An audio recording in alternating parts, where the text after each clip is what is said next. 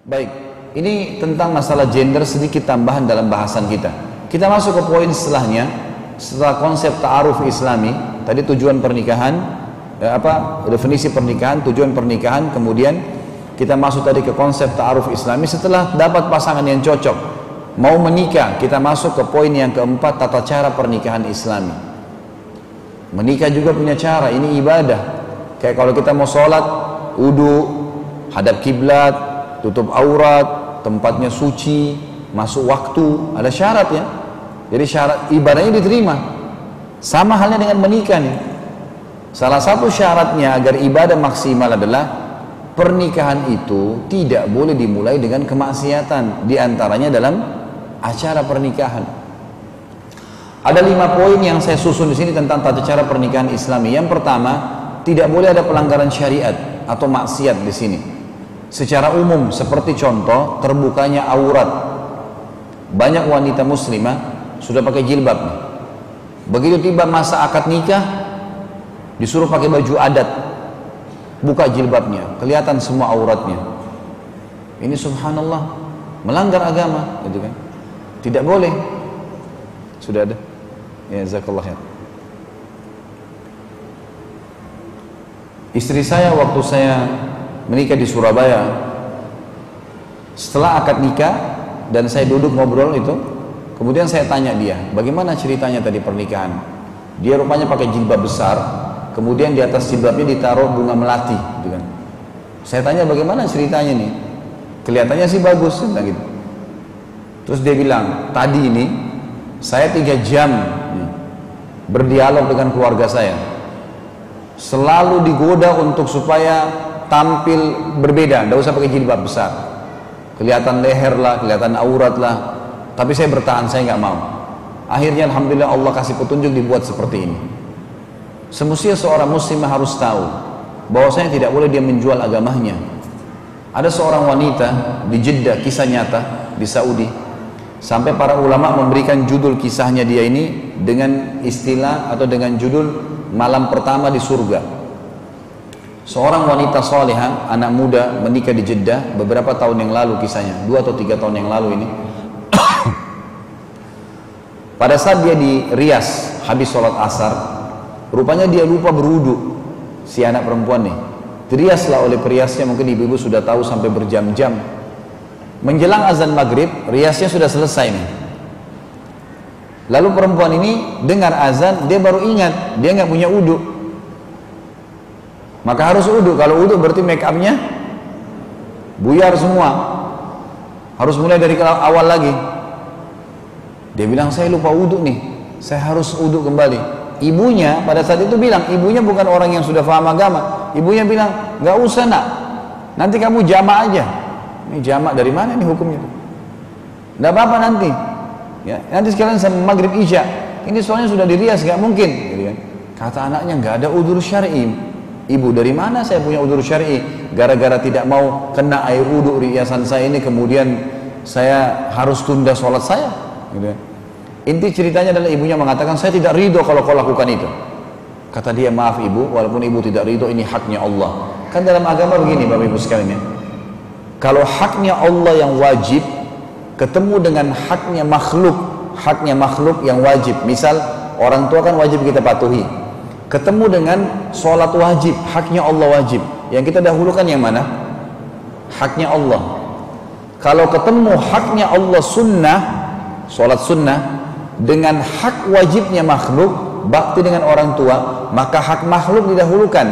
Misal kita lagi sholat sunnah, ibu kita manggil, maka berhenti sholat sunnahnya tuh, nggak boleh lanjutin, karena menjawab panggilan orang tua wajib, gitu kan?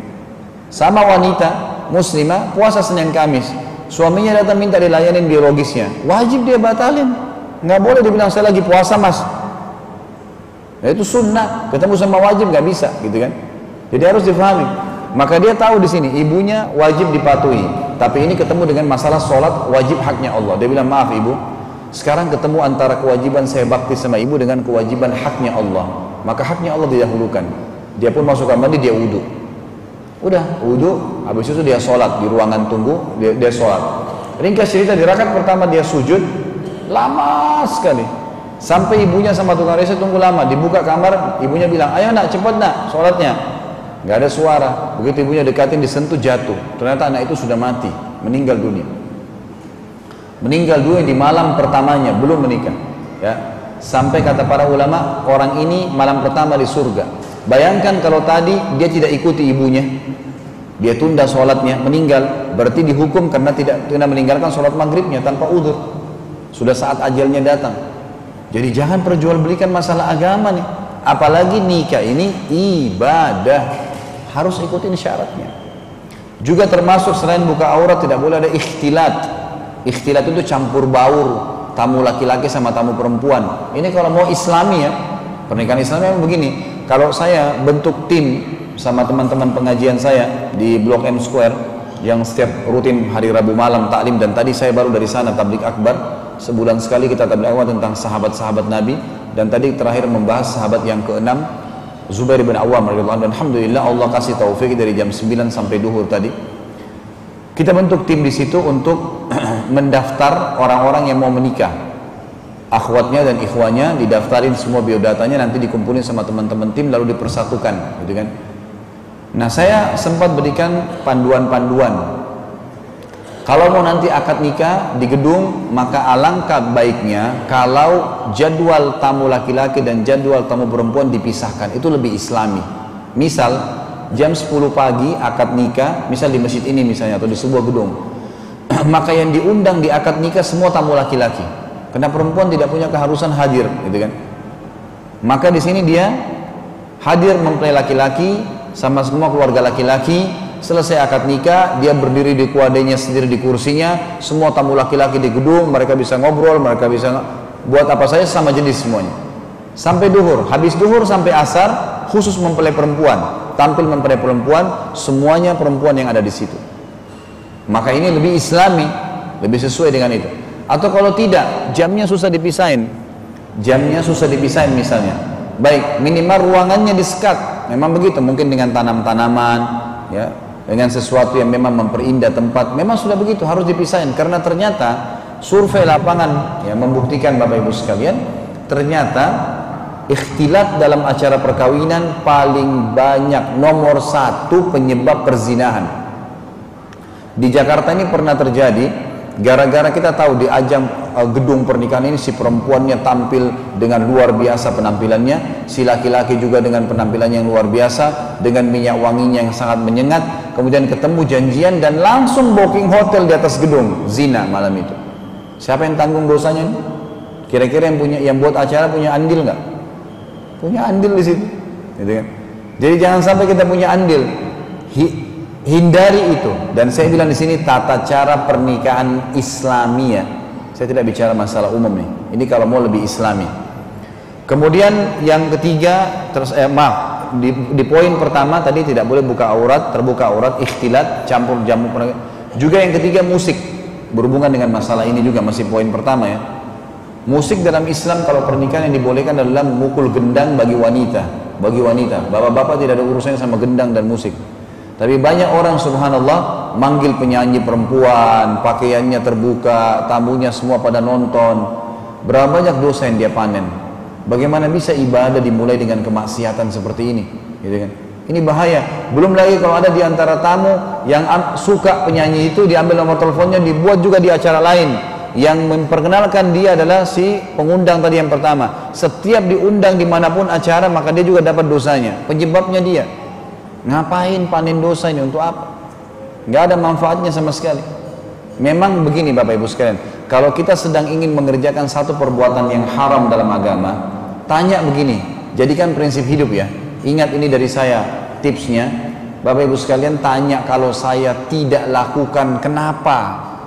Teman-teman ajak ke diskotik, kalau saya tolak, kenapa memang? Nggak ada masalah, tangan kita nggak putus, mata kita nggak buta, nggak apa-apa. Kalau nggak ada musik di gedung, kenapa emang? Malah jauh lebih enak. Coba kadang-kadang acara gedung musiknya ribut. Kita mau ngomong sama orang sebelah teriak-teriak. Kamu dari mana? Jadi kacau, nggak bisa ngomong gara-gara musiknya lebih besar daripada suara pengunjungnya. Kalau hening, enak. Orang enak ngobrol, orang enak kenalan, orang enak saling tukar kartu nama. Lebih nyaman sebenarnya, gitu kan? Dan memang agama kita mengajurkan kalaupun ada musik gendang dipukul untuk kaum wanita, dan ini dikatakan oleh Syekh Albani dalam kitab Adabuz Zifafnya.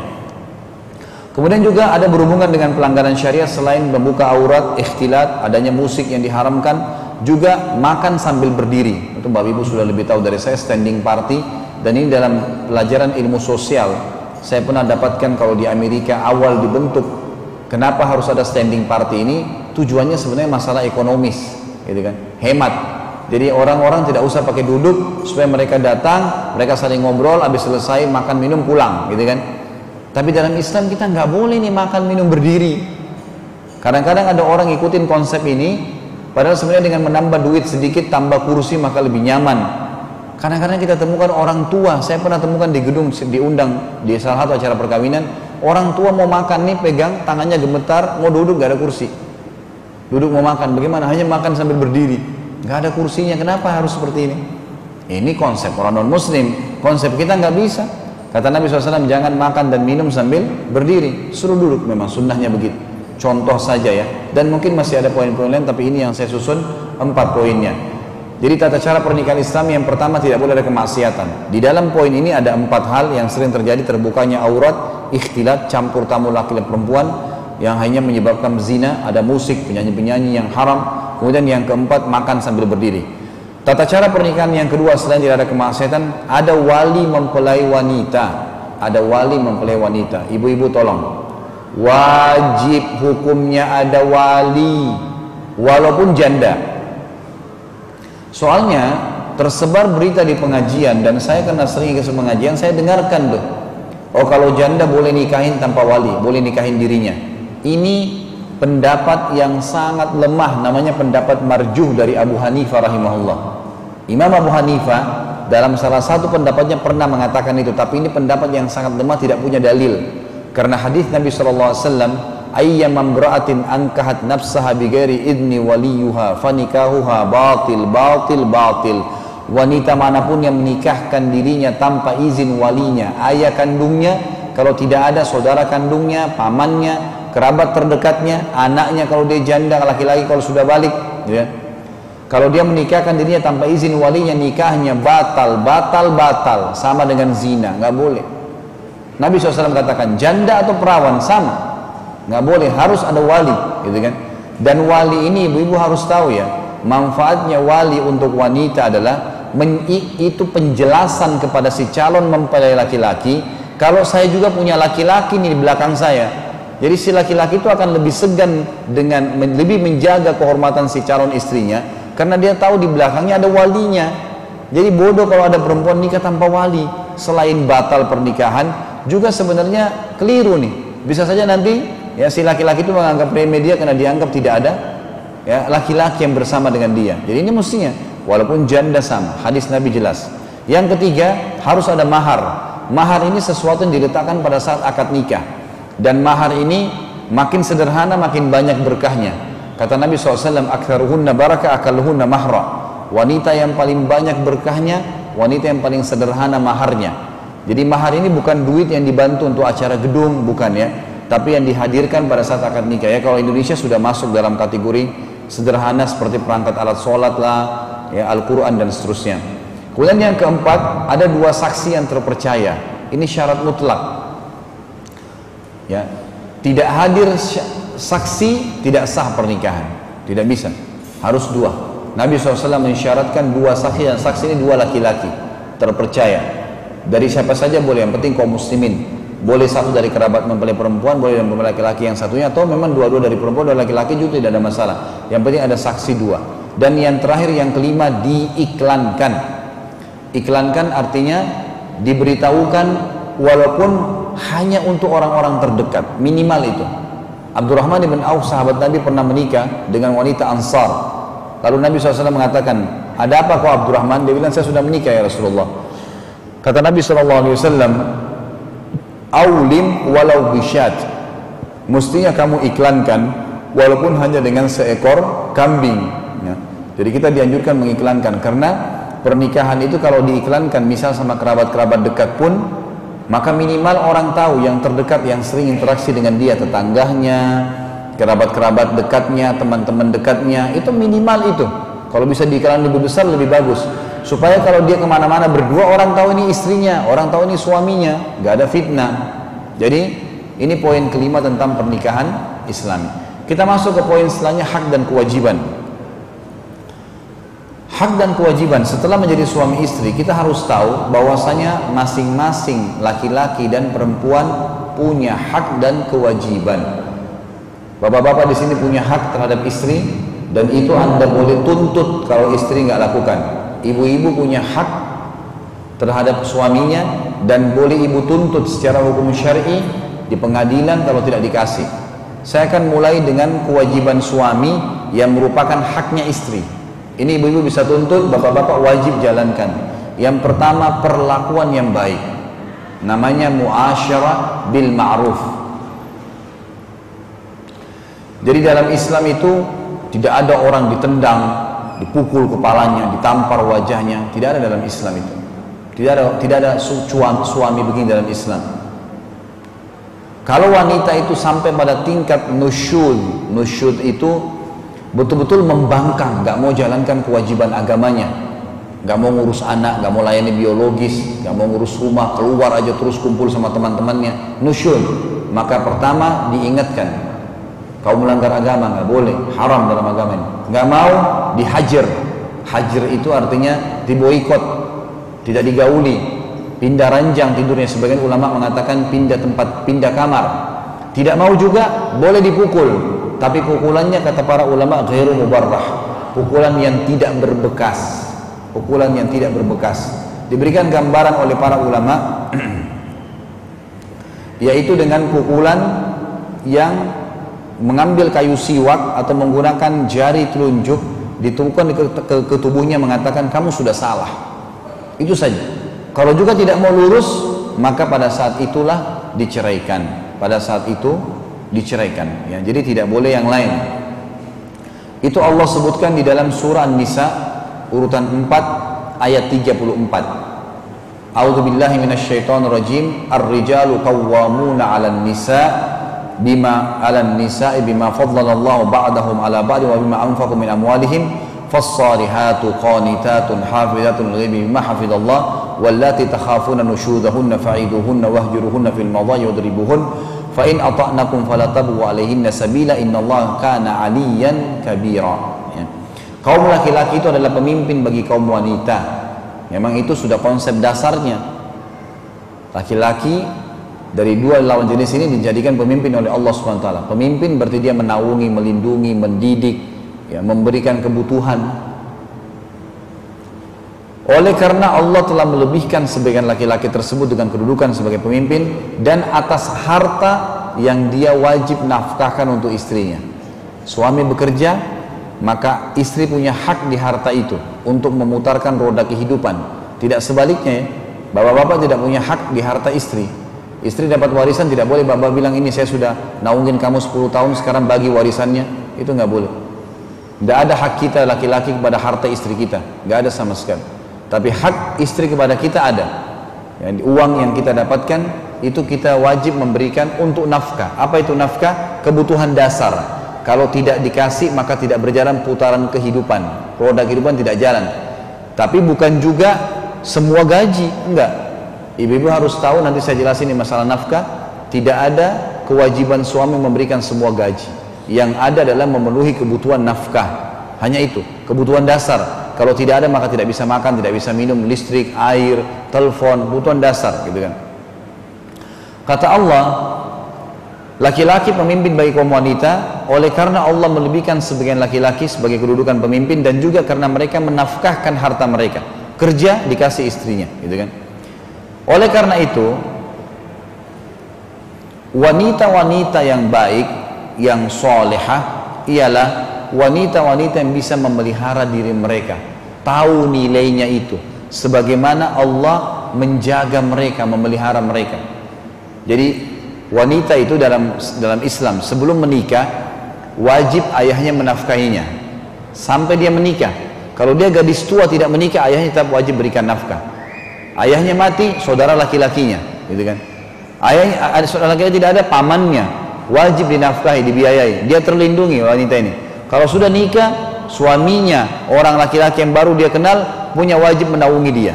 Kata Allah, oleh karena itu wanita yang salihah, yang patuh sama Allah adalah wanita yang tahu kadar bagaimana Allah memelihara mereka, di bawah naungan orang tuanya sebelum nikah, di bawah naungan suaminya kalau sudah menikah ya. Kalau ada wanita yang kalian nikahi punya nusyul, pembangkangan, maka nasihatilah mereka dengan baik. Kalau mereka nolak, pisahkan mereka di tempat tidur, jangan digaulin ya. Kalau mereka nolak, maka pukullah mereka dengan pukulan yang tidak melukai, tidak menyakiti. Tadi saya kasih contoh dengan kayu siwak atau jari telunjuk dipukulkan ke tangannya, memberikan isyarat kalau dia sudah salah gitu kan. Kalau nolak baru diceraikan. Kata Allah, tapi kalau mereka sudah mentaatimu, udah minta maaf, udah coba memperbaiki, maka janganlah kalian mencari-cari jalan untuk menyusahkan mereka. Sesungguhnya Allah Maha Tinggi lagi Maha Besar. Jadi dalam Islam tidak ada istilah dendam ya. Jadi Bapak Ibu tolong dalam rumah tangga kalau mau bahagia, jangan selalu ungkit-ungkit yang sudah berlalu. Kalau pasangan sudah pernah salah, minta maaf, lupain, sudah buang di lautan, jangan disebut-sebut lagi. Itu jadi senjata syaitan. Dulu kamu pernah begini, dulu kamu pernah begini, itu dulu, selesai. Kalau kita mau ungkit semuanya terlalu banyak kesalahan, gitu kan. Jadi tidak boleh diungkit-ungkit itu. Rasulullah SAW bersabda dalam hadis riwayat Imam Ahmad, Tirmidzi dan Ibnu Hibban dengan sanad sahih, orang yang paling sempurna imannya di antara kalian adalah orang yang paling baik akhlaknya. Ini bagi laki-laki. Dan orang yang paling baik akhlaknya, orang yang paling lembut dan baik pada istrinya. Nah, jadi di sini kita disuruh berlemah lembut.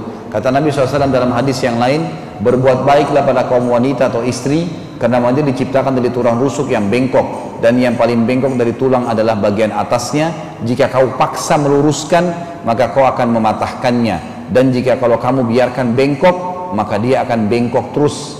Maksudnya di sini tulang rusuk, kalau kita lihat ya, itu kan bagian atasnya miring ya. Kata Nabi SAW, wanita diciptakan dari tulang rusuk, dan yang paling bengkok bagian atasnya, maksudnya akal fikirannya.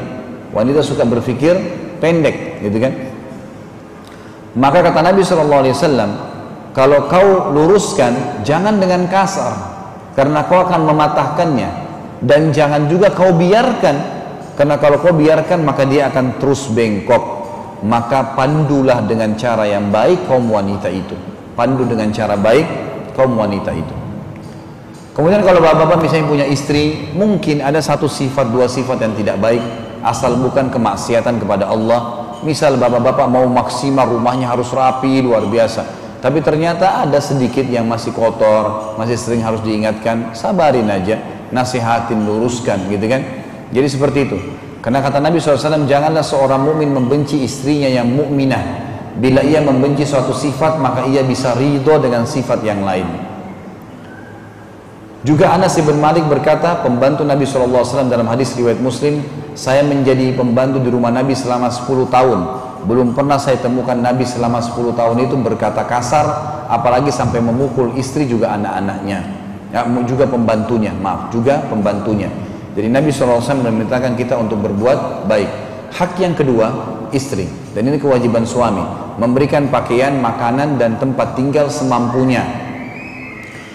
Allah berfirman tentang kewajiban ini dalam surah At-Talaq, surah nomor 65 ayat 6. A'udzubillahi minasyaitonirrajim.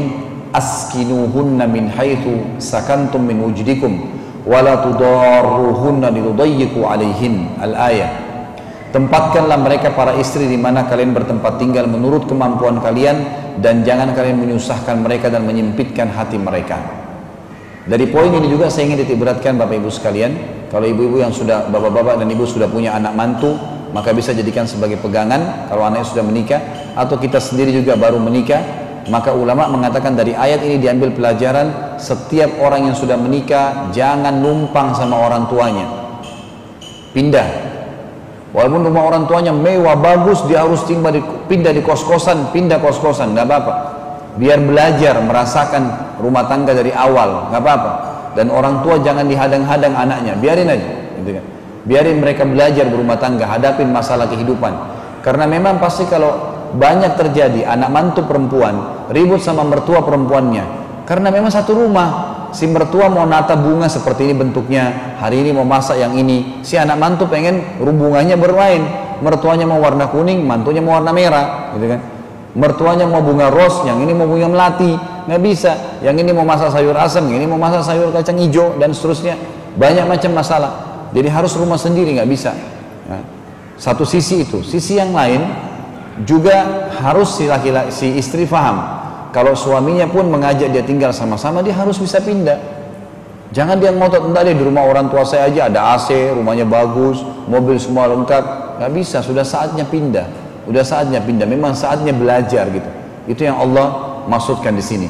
Begitu pula juga dengan laki-laki, punya kemampuan walaupun cuma kontrak, jangan paksakan tinggal di rumah orang tua. Mungkin sebulan pertama, awal menikah mungkin, tapi setelah itu jangan dipaksakan. Biarkan istri kita berkembang, membuat sendiri kreasinya di rumah itu.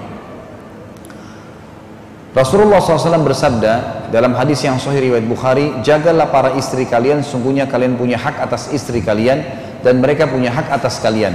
Hak mereka ialah kalian memberikan terbaik dari pakaian, makanan, dan juga minuman buat mereka. Sementara hak kalian dari mereka, mereka sudah disiapkan tempat tinggal, makanan, minum di rumah sudah dinaungin. Mereka tidak boleh memasukkan siapapun di rumah kecuali dengan sepengetahuan kalian. Dan mereka tidak boleh berkhianat, memasukkan sembarangan orang yang akhirnya mereka berselingkuh. Itu yang dimaksud. Juga sabda Nabi SAW, bertakwalah pada Allah di wanita, di istri kalian, sebab mereka tanda kutip tawanan di tangan kalian yang kalian nikahi dengan amanah dari Allah, dan terhalalkan bagi kalian kemaluan mereka dengan kalimat Allah. Mereka punya hak atas kalian untuk diberikan pakaian dan nafkah secara ma'ruf. Jadi ini pakaian, rumah, makanan, ya. Ini secara umum sebenarnya masuk ke dalam masalah nafkah, ya. Dan nafkah ini yang dikeluarkan oleh suami buat istri anaknya adalah pahalanya sangat besar. Ini pahala sedekah yang paling besar. Kata Nabi SAW, dinar yang engkau infakkan di jalan Allah, perang, dinar yang engkau infakkan pembebasan budak, dinar yang engkau berikan kepada fakir miskin, dinar yang engkau berikan kepada keluargamu, istri dan anakmu, jauh lebih besar pahalanya. Dan di sini masalah nafkah. Tapi ibu-ibu tolong garis bawahi ya, jangan ditunggangin dalil ini mengatakan kalau gitu daripada kau bantu orang miskin kasih saya saja. Padahal dia sudah dikasih nafkahnya. Yang boleh dituntut hanya nafkah. Yang kalau tidak ada maka perputaran kehidupan tidak bisa berjalan. Kalau suami punya gaji 5 juta misalnya, nafkah di rumah dibutuhkan 3 juta, maka istri punya hak di 3 juta itu supaya bisa beli makanan dan seterusnya. Itu yang merupakan kewajiban. Selebihnya itu bukan haknya istri. Suami juga punya hak bantu orang tuanya, bersedekah, mungkin mau investasi usaha. Memang sudah begitu batas yang Allah kasih.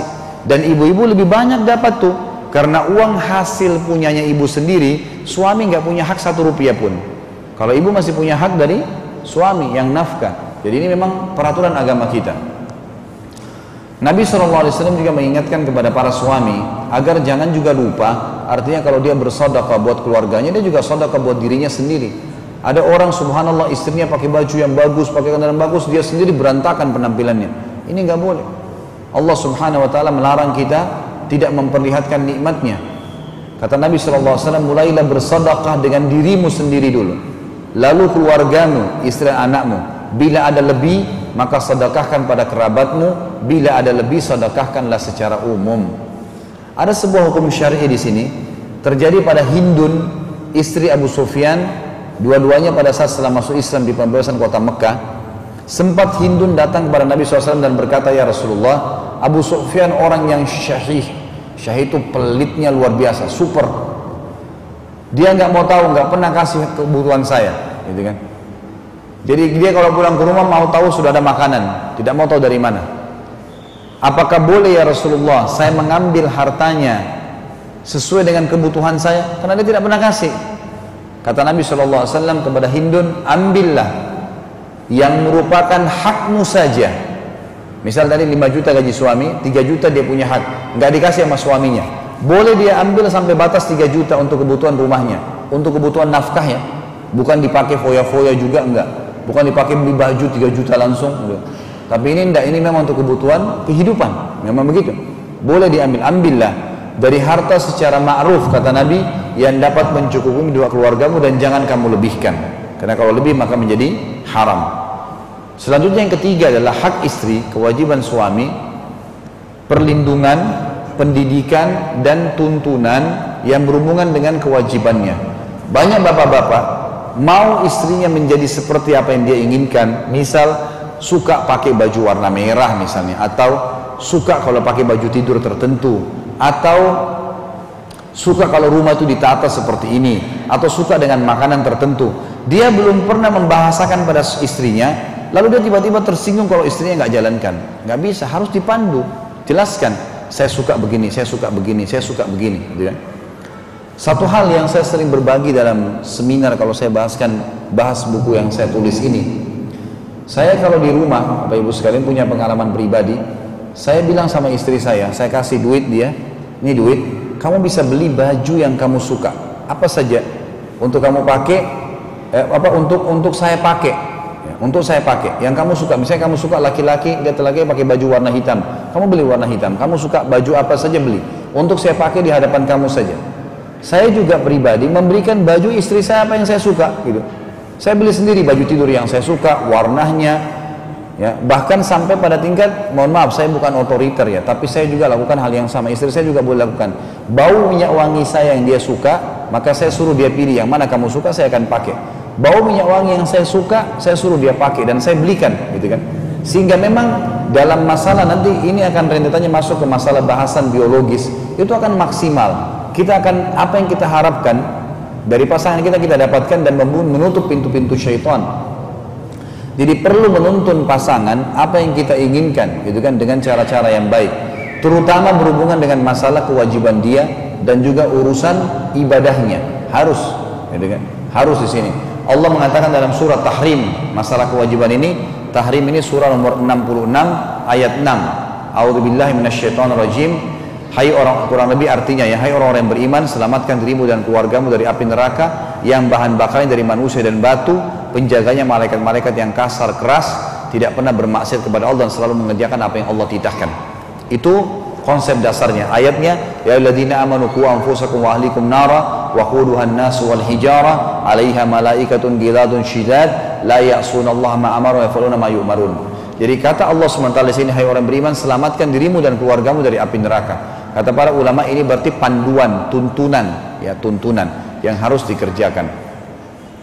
Bagi laki-laki yang membengkalikan kewajiban nafkahnya, tidak memenuhi kebutuhan istrinya tadi, maka akan menjadi hukuman yang berat bagi dia. Kata Nabi SAW dalam hadis riwayat Muslim, cukuplah ganjaran yang berat pada hari kiamat bagi seorang suami yang membengkalikan kewajibannya. Yang keempat adalah kebutuhan biologis, memenuhi kebutuhan biologis istri, gitu kan. Jadi ini juga penting sekali untuk dipenuhi, ya, dipenuhi. Nabi SAW menjadikan salah satu kewajiban istri adalah menggauli istri itu sendiri. Dan di sini kata para ulama, syaitan seringkali membuat si suami jenuh dan bosan. Maka dua belah pihak harus saling bantu-membantu. Si istri menggunakan pakaian yang suaminya suka, wangi-wangian, mengatur makanan yang cocok dan seterusnya, sehingga suaminya datang mendekati dia. Karena dalam ilmu medis pun tentu semua sudah tahu, si laki-laki mudah terangsang, si perempuan butuh rangsangan. Maka sudah menjadi sunnatullah, si perempuan disuruh dandan oleh Allah, cantik, wangi segala, dan menggoda suaminya supaya suaminya datang merangsang dia. Dia kalau terangsang maka terjadi biologis yang maksimal. Sementara suaminya kalaupun tidak seperti ini maka tidak masalah bagi dia, karena suami bisa cepat terangsang dengan otomatis, tidak butuh secara khusus seperti perempuan misalnya. Maka itu sunnatullah, ya, itu sunnatullah yang harus dijalani. Ada seorang sahabat namanya Abu Darda. Abu Darda ini sibuk ibadah, nggak pernah perhatikan istrinya, sampai istrinya berantakan, rambutnya kotor, bajunya berantakan. Salman Al-Farisi, sahabatnya Abu Darda, lewat depan pintu lagi ngetuk-ngetuk, terbuka pintu sedikit, lewat Ummu Darda terlintas. Dia lihat sepintas gitu kan, loh kok kenapa berantakan begini? Kata Salman dari belakang pintu, wahai Ummu Darda, kenapa kau begini? Maksudnya kenapa kamu tidak urus dirimu? Kenapa kamu berantakan seperti orang yang tidak ngerawat sama sekali gitu? Kata Ummu Darda dari belakang pintu, dari dalam, tidak ketemu ya. Dia mengatakan, temanmu, sahabatmu Abu Darda sudah nggak butuh sama saya. Setiap hari puasa. Setiap hari, waktu itu belum ada syariat dilarangan puasa setiap hari. Sekarang kan maksimal puasa Daud, sehari puasa sehari tidak. Waktu itu masih boleh orang puasa setiap hari. Abu Darda ini setiap hari puasa. Dan kalau malam masuk rumah ganti baju, sholat sampai subuh. Begitu terus, gitu kan. Jadi untuk apa saya dandan? Dia kayak nggak butuh sama saya. Maka kata Salman, mana suamimu? Di masjid, kata Abu Darda. Lagi sama Nabi. Waktu itu menjelang maghrib. Salman pun ke masjid lalu berkata kepada Abu Darda, habis Isya saya mau jadi tamu di rumahmu. Dia bilang baiklah, silahkan. Maka jadi tamu di rumah dan nginap, gitu kan. Salman ini mau menasihatin Abu Darda tapi dengan praktek lapangan. Begitu tiba di rumah, sudah makan malam sama-sama. Kemudian awal malam setelah selesai ngobrol-ngobrol, Abu Darda bilang sebentar saya mau ganti baju. Dia masuk dalam, diganti baju. Salman tunggu di ruang tamu. Habis ganti baju betul keluar, mau sholat. Kata Salman, kau mau ngapain? Dia bilang saya mau sholat malam. Kata Salman, tidak boleh, kau harus kasih hak istrimu dulu. Masuk. Dia masuk ke dalam kamarnya karena malu sama temannya. Itu kurang lebih habis Isya ya. Kalau kita sekarang jam 9, jam 10 malam, itu udah keluar mau sholat malam sampai subuh. Disuruh masuk ke dalam kamar. Awal malam, pertengahan malam, kurang lebih jam 12 malam, jam 1, dia udah keluar lagi. Kata Salman, kamu mau ngapain? Ditunggu sama Salman. Dia bilang saya mau ibadah, kata Abu Darda. Kata Salman, belum bisa, kasih hak istrimu. Disuruh masuk ke dalam kamar. Dia masuk lagi. Pada saat tertinggal sepertiga malam, 2 jam sebelum subuh, yang Allah memang turun ke langit bumi di waktu itu, sebagaimana dalam hadis Bukhari kan, kalau tinggal sepertiga malam Allah turun ke langit bumi, bertanya pada malaikat, siapa yang beristighfar saya ampuni, siapa yang bertobat, siapa yang memohon siapa yang punya hajat saya penuhi, siapa yang minta tolong saya berikan, gitu kan. Maka sepertiga malam Abu Darda keluar mau sholat. Kata Salman, sekarang sholat sekufukamu sampai pagi silahkan. Sholat dah. Habis itu azan subuh mereka sama-sama ke masjid. Keesokan pagi Abu Darda ini puasa. Salman masih jadi tamu. Habis sholat subuh, habis terbit matahari duha mereka pulang ke rumah sama-sama. Abu Darda masakin nih sarapan. Begitu mau makan, Salman disuruh makan sama Abu Darda. Silakan. Kata Salman, kenapa kau nggak makan? Dia bilang enggak, saya lagi puasa. Kata Salman, saya tamu, wajib kau hormatin, gitu kan. Maka kamu puasa sunnah, kamu harus batalin puasa kamu. Saya tidak mau makan kalau kau tidak makan. Maka Abu Darda pun akhirnya batalin puasanya.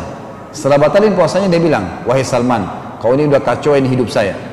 Tadi malam kau kacauin sholat malam saya, sekarang lagi kau kacauin puasa saya, gitu kan. Saya akan lapor kepada Nabi SAW nih. Kata Salman, silahkan, tapi hai Abu Darda, sebelum kau ke Nabi, saya sarankan a'ti kulladzi haqqin haqqahu. Berikanlah segala sesuatu itu haknya. Enggak boleh kamu langgar itu, harus berikan haknya. Lalu Abu Darda pun ke Nabi SAW, kemudian Nabi SAW berkata, waktu diceritakan, wahai Abu Darda, betul yang Salman katakan, berikanlah segala sesuatu itu haknya. Istrimu punya hak, dirimu punya hak, anakmu punya hak, pekerjaanmu punya hak. Maka berikanlah segala sesuatu itu haknya. Jadi di sini ada hak istri yang harus dipenuhi. Yang kelima terakhir adalah berhias untuk istri. Berhias ini artinya dia berusaha tampil sebagai laki-laki semaksimal mungkin, dari sisiran rambutnya, dari baju yang bersih dan seterusnya, gitu kan, dari wangi-wangian di badannya, karena Nabi SAW meletakkan wangi-wangian dari punggung beliau sampai ke kaki beliau, dan di kemaluan beliau juga diletakkan serbuk-serbuk yang wangi dari negeri Syam. Kata Abdullah bin Abbas, saya suka berhias untuk istri saya sebagaimana saya suka dia berhias untuk saya. Ini kewajiban istri. Saya ringkaskan saja poinnya karena sudah masuk waktu. Kewajiban istri berkisar di 2 hal. Yang pertama, taat pada suami, cari ridhonya. Apa saja yang membuat dia ridho, apa yang dia suruh selama bukan pelanggaran agama, patuhi. Penataan rumah, pengaturan, apa saja lakukan itu. Dan saya cuma angkat 1 buah hadis Nabi SAW, 2 buah hadis, maaf, saya ringkaskan. Hadis riwayat Muslim, bila seorang wanita menjaga 5 waktu sholatnya, nggak ada sholat sunnah, berpuasa Ramadan, nggak ada puasa sunnah, dan mentaati suaminya, melayani suaminya, cari ridhonya, apa yang dia inginkan dipenuhi, kalau dia meninggal dunia, maka dia akan disuruh boleh pilih dari 8 pintu surga yang mana dia mau masuk. Pintu surga ada 8, pintu ke-8 itu tingkat tertinggi, ada derajat ke-100-nya, namanya surga Firdaus. Untuk sampai di situ kalau laki-laki harus mati syahid, atau jadi nabi-nabi, para nabi-nabi, syuhada, atau orang-orang yang siddiq, terpercaya. Di antara semua sahabat cuma 1 siddiq, Abu Bakar. Ini sulit, dan orang-orang saleh. Tapi wanita boleh dapat itu. Dan hadis yang agung, tolong bapak-bapak sampaikan ke istrinya yang tidak hadir, ibu-ibu ambil pegang hadis ini, ajarkan kepada anak perempuan kita. Kata Nabi SAW, semua istri yang taat pada suaminya, maka seluruh burung-burung dan seluruh makhluk di air, bahkan para malaikat di langit, juga matahari dan bulan memohon ampun untuknya selama ia masih dalam keridhaan suaminya. Dan tidak ada seorang istri pun yang durhaka pada suaminya, maka kecuali dia akan dilaknat oleh malaikat dan seluruh manusia. Maksudnya diminta kepada Allah diangkat keberkahan hidupnya. Tidak ada seorang istri pun yang memalingkan wajahnya dari suaminya karena merasa lebih atau sombong. kecuali ia telah mendapatkan murka dari Allah sampai dia membuat suaminya senyum atau tertawa dan membuatnya ridho. Setiap istri yang keluar rumah tanpa izin suaminya maka akan dilaknat oleh malaikat sampai ia pulang. Jadi luar biasa, dia kalau patuh, semua makhluk Allah beristighfar kepada Allah untuk dia. Yang kedua adalah memenuhi kebutuhan biologis suaminya. Dan ini sudah jelas juga hadis Nabi SAW yang banyak sekali. Di antaranya kalau wanita di atas corong asapnya, suaminya panggil, maka semestinya dia datang untuk memenuhi kebutuhan biologis suaminya. Kemudian yang terakhir sebagai penutup, saya tutup dengan adab jima'nya. Saya merasa, mohon maaf tadi diingatkan kalau bisa pertanyaan, kalau saya pribadi mungkin lebih penting materi ya. Kalau yang mau bertanya nanti saya kasih nomor HP saya sebentar, bisa Bapak Ibu nanti bertanya melalui WhatsApp ke saya, insya Allah saya akan jawab. Saya pikir untuk lebih baik materi dan saya juga harus jalan sekarang ya. Adab jima ini penting, berhubungan biologis dalam Islam. Yang pertama membaca doa sebelum berhubungan, dan ini penting sekali. Dan yang dianjurkan adalah laki-laki kalau dua-dua baca lebih baik. Doanya adalah Bismillah dengan nama Allah. Allahumma jannibis syaitan, jauhkanlah syaitan ya. Wa jannibis syaitani ma razaqtana. Ya Allah, jauhkan kami dari syaitan dan jauhkan syaitan dari apa yang kau karuniakan kepada kami. Maksudnya kenikmatan biologis dan juga anak yang akan lahir. Kata Nabi SAW, kalau Allah karuniai si perempuan hamil, maka anak tersebut tidak akan diganggu oleh syaitan selamanya. Maka ini termasuk harus dilakukan. Yang kedua selain baca doa adalah ini bercumbuan sebelum berhubungan biologis. Kata Nabi SAW, bukan golongan kami yang tidak bercumbuan sebelum bersetubuh. Dan ini mungkin dalam ilmu medis juga sudah diajarkan, orang menatap, mengucapkan kata-kata baik, ciuman, sentuhan, baru kemudian berhubungan biologis. Bahkan Nabi SAW memberikan isyarat orang yang langsung menggauli istrinya seperti hewan yang tidak punya adab dalam jima. Kemudian yang ketiga adalah tidak boleh menggauli istri dari dubur. Ini semua permasalahannya Bapak Ibu sekalian karena kita belajar seksual dan biologis dari film porno. Saya sudah katakan dan sering saya ingatkan, jangan pernah nonton film porno, itu tidak baik. Di situ akan tampil laki-laki yang paling sempurna, perempuan yang sempurna. Bagaimana bisa kita dengan istri duduk nonton itu? Kalau jelas laki-laki itu lebih hebat daripada suami, ya, daripada kita sendiri laki-laki, istri kita akan terus membayangkan laki-laki itu. Dan sebaliknya, kalau perempuan itu lebih sempurna dari istri kita, maka bagaimana seorang ibu bisa mengizinkan suaminya, membiarkan suaminya akan membayangkan perempuan itu? Karena pasti lebih segala-galanya, karena memang dipilih orang-orang tertentu, dan ini salah. Terlebih lagi adab mereka salah, mengajarkan orang untuk melakukan hubungan di dubur.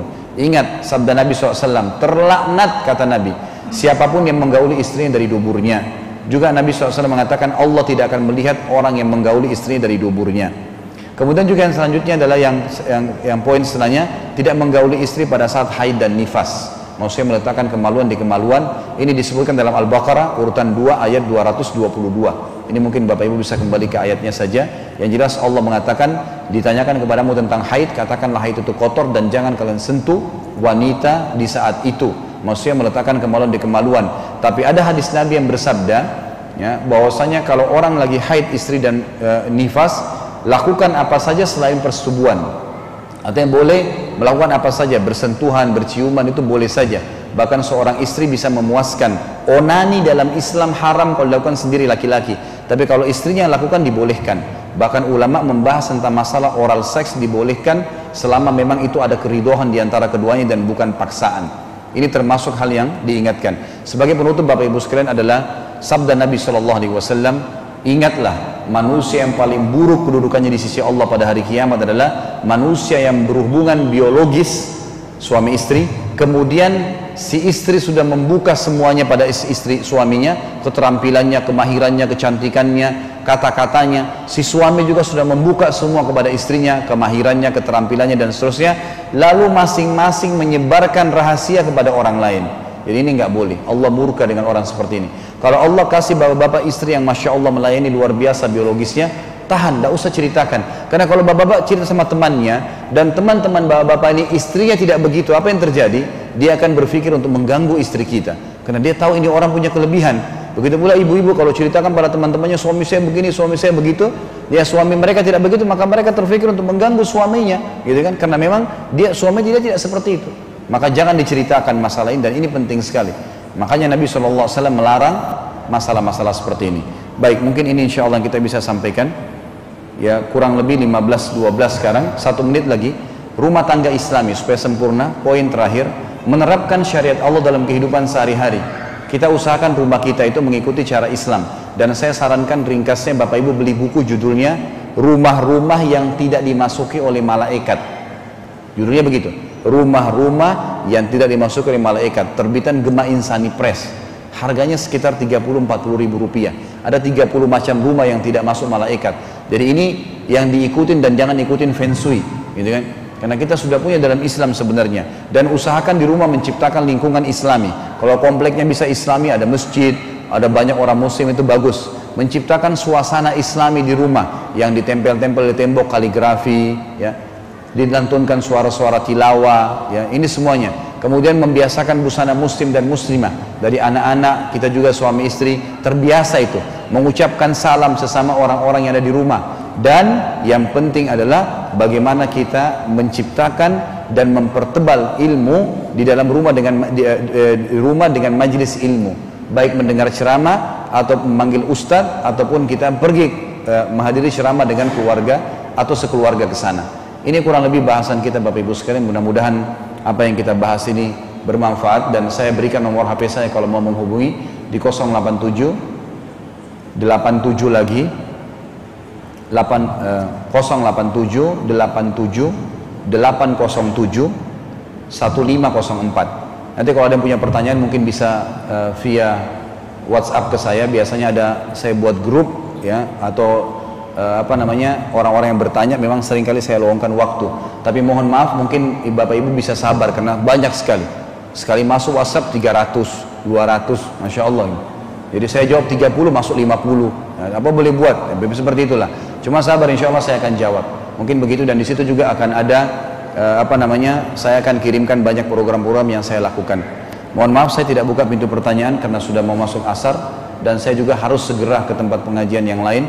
Saya tadi memang ini di luar kota, ya, saya harus keluar kota Jakarta, maka saya tadi sudah jamak duhur dengan asar, maka saya tidak ikut berjamaah sama Bapak Ibu. Saya harus langsung jalan sekarang. Mungkin begitu. Kalau ada benar dari Allah, kalau ada salah dari saya mohon dimaafkan. Subhanakallahumma bihamdika asyhadu an la ilaha illallah astaghfirullah wa atubu ilaik. Wassalamualaikum warahmatullahi wabarakatuh.